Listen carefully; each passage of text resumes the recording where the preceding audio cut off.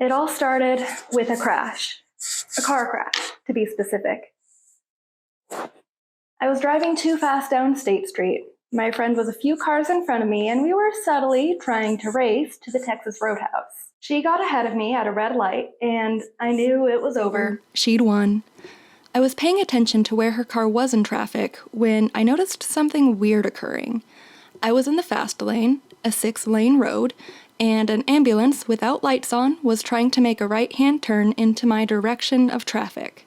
Some idiot, about 6 cars in front of me, decided it was an appropriate time to slam on their brakes, regardless of the ambulance not entering this fast lane. Well, 6 reaction times later, and my slammed brakes barely kept me from colliding into the bumper in front of me, but I felt something else about to happen, and that's when the car behind me connected to mine. My head slammed into my seat. I weirdly expected this, and immediately had empathy for the car behind me. I was so close to that exact crash, they stood no real shot a reaction time behind me. We moved over to the side street the ambulance had turned from, and some firefighters nearby came and checked on us while a cop from behind us made his way over. The poor girl who hit me looked 17, and it was clearly her parents' car. We traded insurance info, no obvious injuries having happened, and I drove my totaled vehicle over to the Texas Roadhouse for my friend's free bread rolls. I knew already that my beat-up old silver Chrysler Sebring was not worth repairing. A dented door would have totaled this thing, and my entire trunk was crumpled, pieces of it dragging on the road. The only question was how much the poor hunk of scrap would be worth.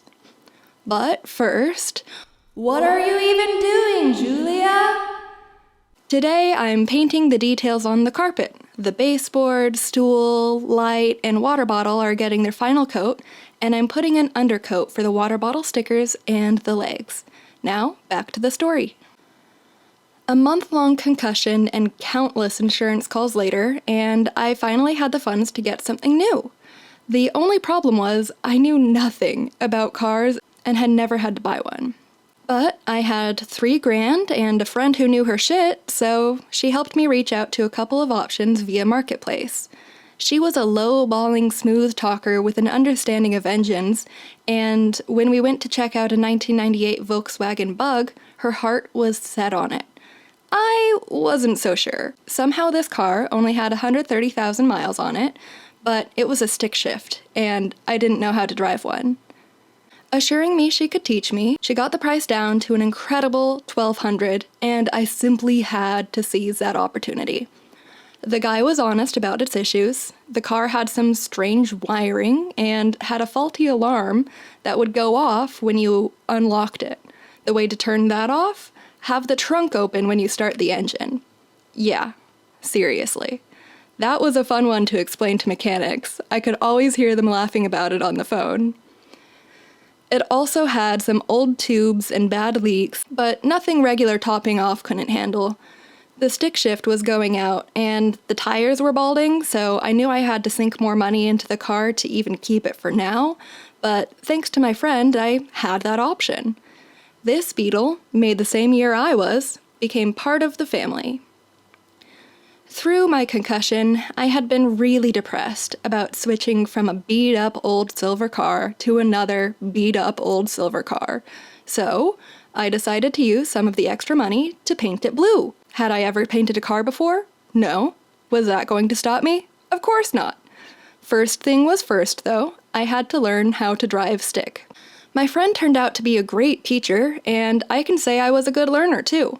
Fear of ruining the engine kept me from stalling it even once the first time I drove it. Slowly but surely, I tackled shifting gears at stop signs, roundabouts, speed bumps, the freeway, and my least favorite, hills. I missed being able to eat while driving and sitting back on the freeway unworried about traffic, but I have to admit, it was pretty fun getting the hang of shifting gears and speeding up in my small but mighty Bug. Now that I could drive, it was time to paint. I researched, I asked questions, I gathered supplies, and I was ready to paint. At this point, I lived in an apartment complex that was, well, not an upscale kind of place. So I figured I would just paint it in the parking lot. I needed an outlet for my power sander and my sprayer, and I parked in the back of the lot near one and got to sanding. If you've never painted a car before, the steps are basically these. Prep the car by treating rust spots, scraping paint bubbles, filling dents, and sanding the whole thing. Then you mask everything off and prime it or do the first coat of paint depending on the products you use. Car paint has to be sprayed on so the metallic particles stand upright and give that signature shine. It's also a two-part paint that acts similarly to epoxy. Combine A and B and work with it before it cures, then let it harden. Once that's complete, the top coat can be added and the whole thing polished with a wet sand and buffing process. Well, I had everything sanded, everything masked, and it was after midnight. Still, I kept going. The parking lot had a lot of light, and I was pretty sure I wasn't supposed to be doing this there, so I didn't mind the cover of night. That's when the outlet stopped working. I have no idea what flipped it, but the issue was there. I had to move the car. Carefully, I creeped it over to the next outlet and remasked everything around the wheels that had come off before even checking the outlet for power, and you can guess, it didn't have power. The next nearest one that wasn't right by other cars was right next to the entrance of one of the units, which was a lot of attention, but I didn't have many options. Unfortunately, it was also super poorly lit, so I had to stop for the night. The next morning, I went out expecting trouble, but there was none. With a lot of remasking and further masking to save the road from paint, I started painting. The spray-only nature of the paint was stressful, and I held my breath the entire time. After hours and several coats, I had a pretty damn good-looking blue car.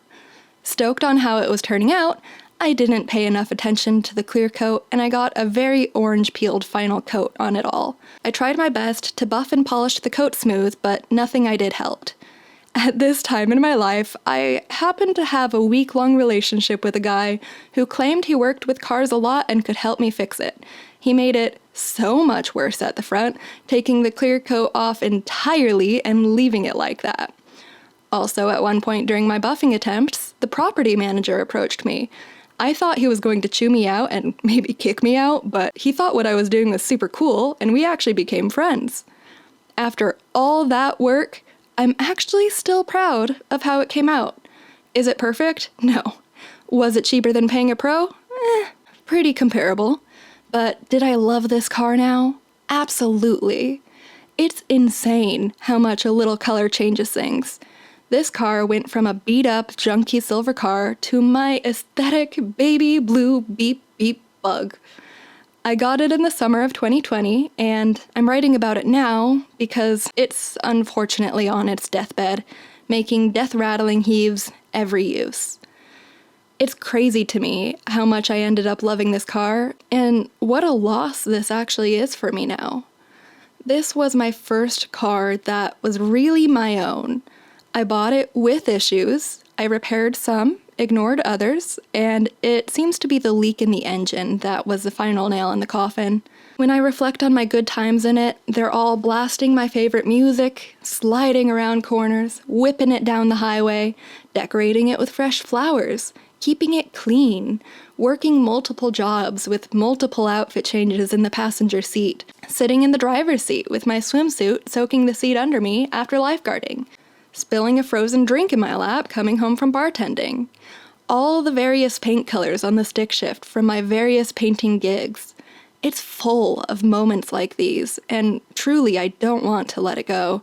But everything has its time. Here's how I know it's my Beetle's time. I know all the noises my car makes, as every driver does. When it started making a foreign noise a few months ago, I had a gut feeling it was a bad one.